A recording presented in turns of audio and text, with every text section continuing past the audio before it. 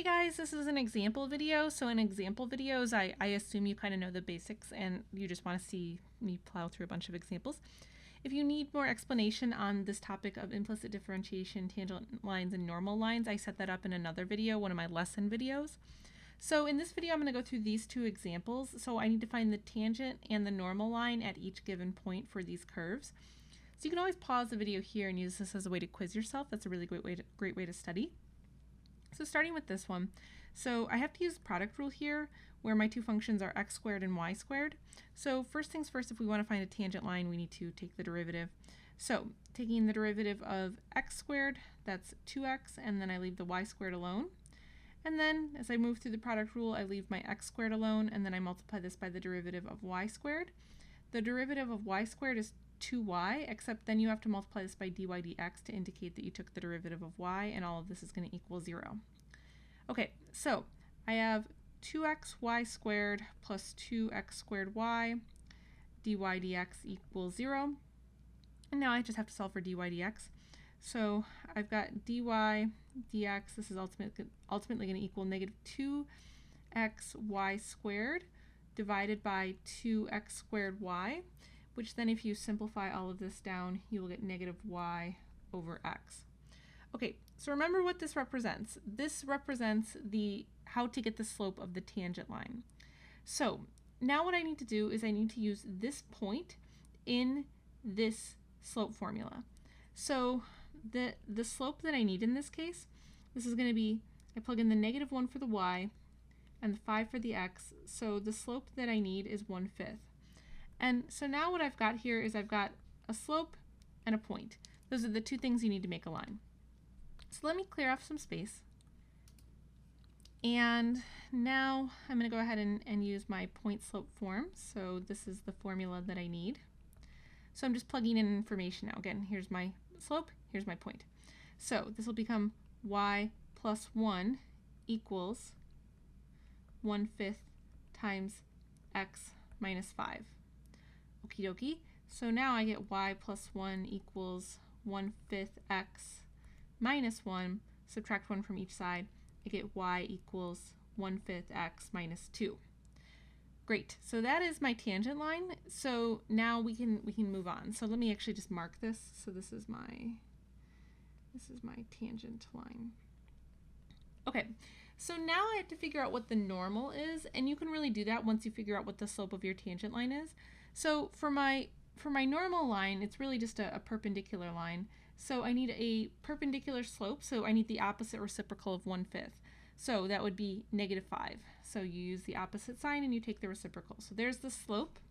So I've got my slope, I've got my point. So I can literally just repeat the same thing, so I can use this formula all over again. So I'm going to have, now this will be y plus 1 equals -5 times x minus 5. So very, very similar, right? I really just switched out the slope. So I can go ahead and distribute. So I get, this is y plus 1 equals -5x plus 25. And then I can go ahead and I can subtract off the 1. So my normal is going to be -5x plus 24. And so here's my normal to the curve.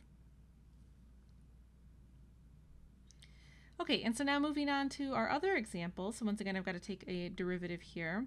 So as I kind of work my way down this, so I've got 2x minus 1 plus 1. So when I take the derivative of y, I have to write dy dx. So I have to do this again. So another dy dx here. And then all this equals 0. So there's kind of my first pass at the derivative. Now I have to solve for dy dx. So let me bring these two terms over to this side, and then I'm going to factor out dy dx. So I've got dy dx 1 minus 2y, so that's factoring it out of these two terms here.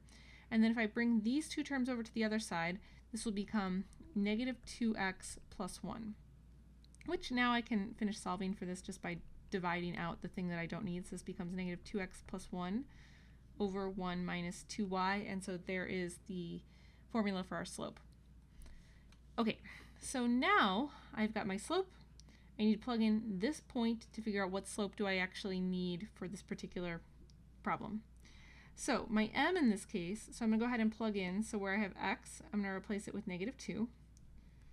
Replace it with -2. And then where I have y, so I have y here, I'm going to replace it with positive 2. Replace it with positive 2. And so this becomes 4 plus 1 over 1 minus 4. So I have 5 over negative 3. 5 over negative 3. Okay, so there's my slope. So these are the two things you need, right? You need a slope and you need a point. So let me clear some space. And so now I can bust out my point-slope form. So this is y minus y1 equals m times x minus x1. And now I can just plug in my information. So I'm going to plug this point in and this slope in. So I've got y minus 2 equals negative 5/3 times x plus 2. So now I can distribute. So this becomes y minus 2 equals negative 5/3 x minus 10/3. So if I add 2 to each side, so let me rewrite 2 as a fraction over 3, so the equivalent fraction would be 6 over 3. So in this case, let me erase this so I can just give myself some room. This will be y equals negative 5/3 x minus 4/3. Okay, so there's my tangent line. Sweet. So now let me make some space. And so let's see, I'll mark that for myself. So we just said this was the tangent line. So now to get my normal line, so I need to find my new slope. So my m in this case is going to be positive 3 over 5 because I have to take the opposite reciprocal of this guy right here. So now I've got my slope, I've got my point, and so I can just kind of use the same thing. So there's my point-slope formula. So this is going to be y minus 2 equals 3/5 times x plus 2. And if you go through and you distribute, so let's see, I get y minus 2 equals 3/5 x plus 6 over 5. And so now if I add 2 to each side, so the equivalent of 2 would be 10 over 5, then my normal is going to be 3/5 x plus 16 over 5. And so this guy here, this is my normal. And so that covers it for this video. So those are my two examples. I've got some other videos if you're still looking for more examples, so be sure to check those out. I'll see you guys next time.